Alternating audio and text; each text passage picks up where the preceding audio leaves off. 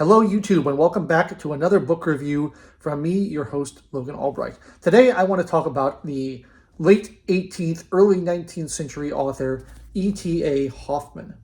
I have heard this name many times before. I was aware that this was a German author.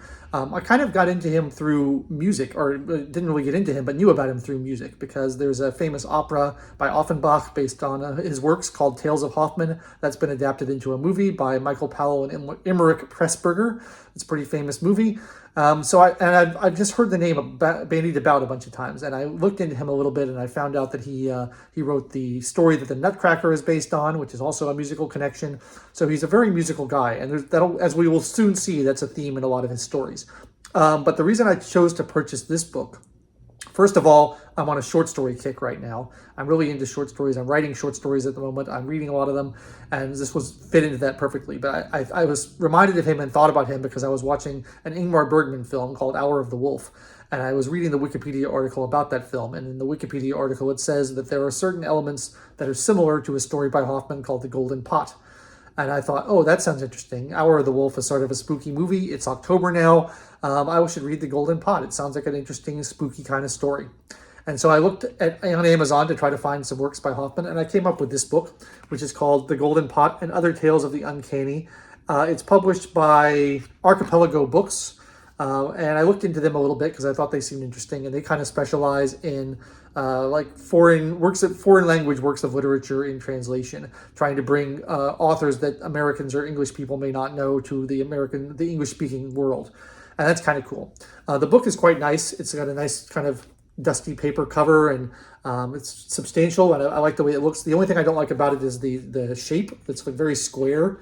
I like the books to kind of be the traditional taller than they are wide. It'll fit weird on a shelf, so I don't like that, but otherwise it's a very nice book. And I want to talk a little bit about the word uncanny, because these are tales of the uncanny. I always say that horror is my favorite genre of movies, of books, of all kinds of things. I love horror, but it's a little bit non-specific because there's lots of different types of horror, and I think it's an umbrella term that describes things that are trying to evoke kind of fear or unease.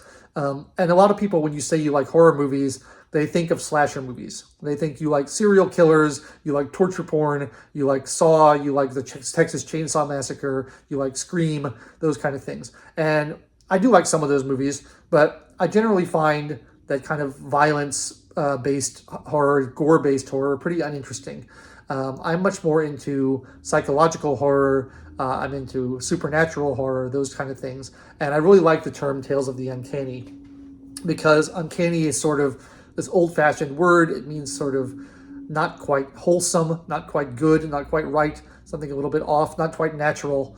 And that's the kind of horror that I really love because it's not really about jump scares or shocks or really terrifying things. It's about situations that are just a little bit unsettling and a little bit weird. And like weird fiction is another term that is used in Lovecraft circles for this kind of thing. And I love that because those are the kind of stories that I really love, where you're just put off balance by them. You're like, what is this? It's kind of dreamlike. There's something strange going on. And Hoffmann really embodies that kind of writing in this.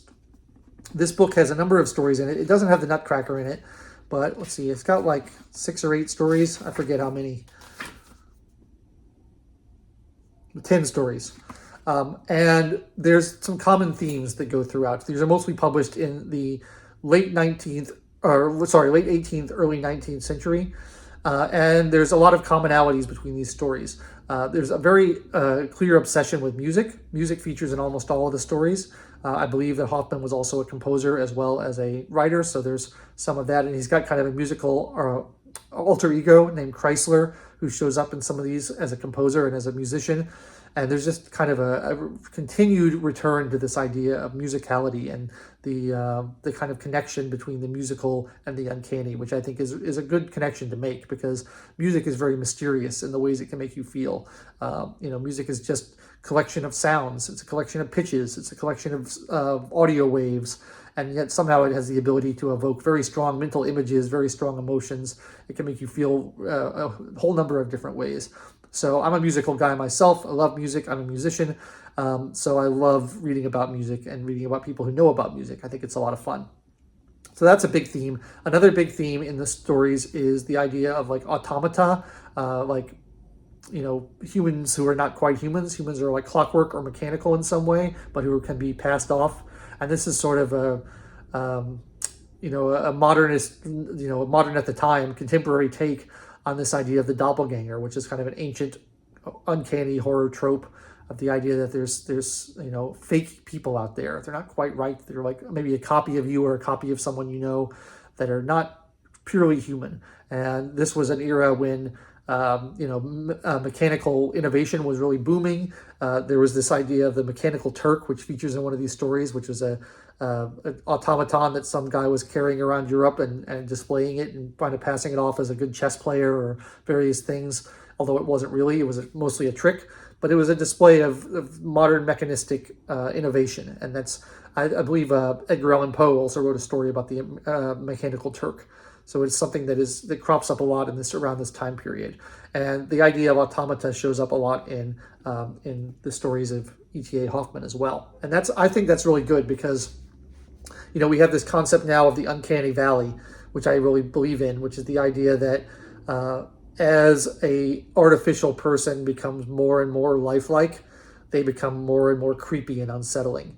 And the example people give is like R2-D2 is friendly and nice and kind, but like the CGI Tarkin in Rogue One is a little bit upsetting because he's almost right, but he's not quite right. And it's that like almost inability to tell the difference that freaks you out. We know what R2-D2 is. He's a droid and not a big deal. But CGI Tarkin, is that a real person or is it a computer generated person or is it a fake? It's a little bit scary. And that in Uncanny Valley, where things get more creepy as they become more lifelike, is something that really applies to the automaton theme. So that shows up in a lot of these stories. The Golden Pot story itself is one of the longest in the book. It's like about 100 pages long, so it's almost not even a short story. It's almost a novella. It's a very weird story. It's subtitled A Modern Fairy Tale, and it really does play with a lot of the tropes of like Grimm's fairy tales and those type of stories, where you have these sort of fantastical things happening. I wouldn't really call it a horror story. It's more of a fantasy. There's this young man who basically gets seduced by this.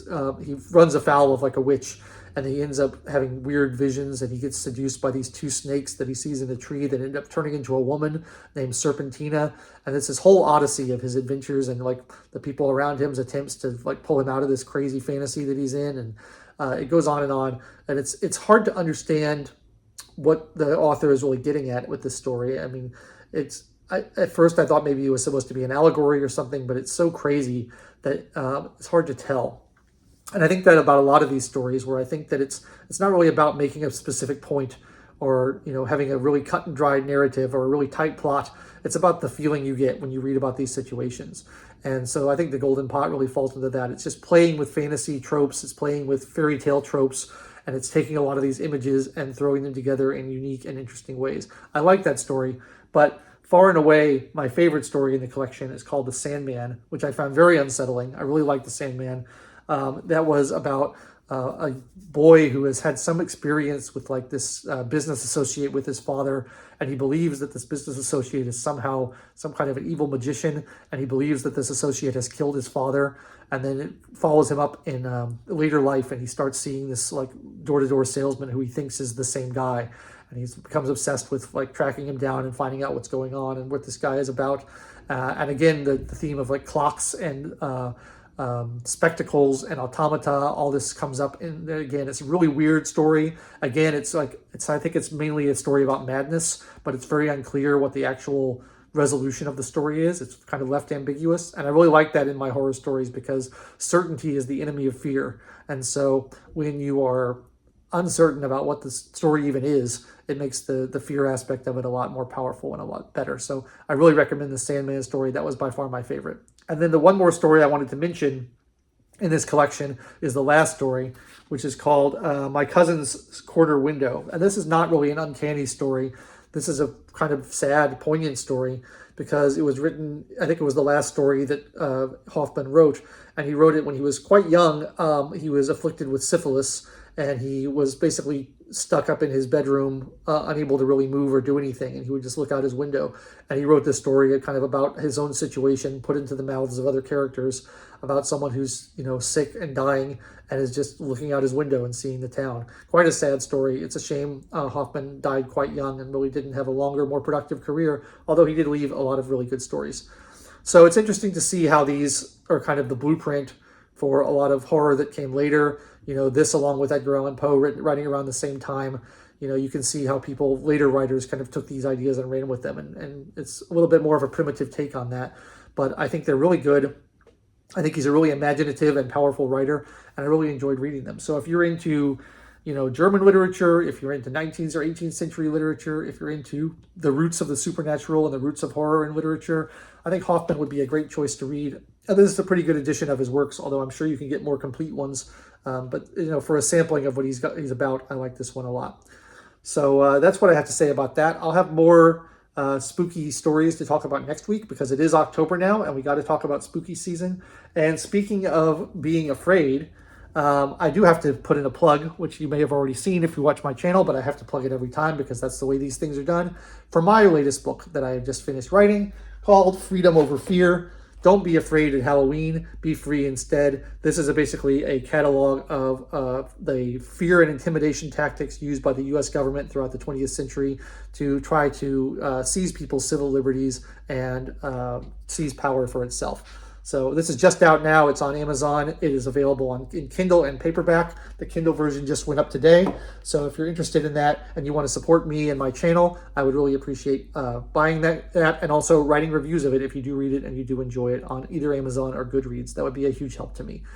In the meantime, if you don't want to do that, that's totally fine, but please like the video and subscribe to the channel, click the bell for notifications, and leave me a comment down below on your thoughts on ETA Hoffmann, on my work, or on anything else you want to chat about. I read all the comments and I will respond. Until then, I have been your host, Logan Albright. Thanks so much for watching. I'll be back next week with another book review for you, and I will catch you later.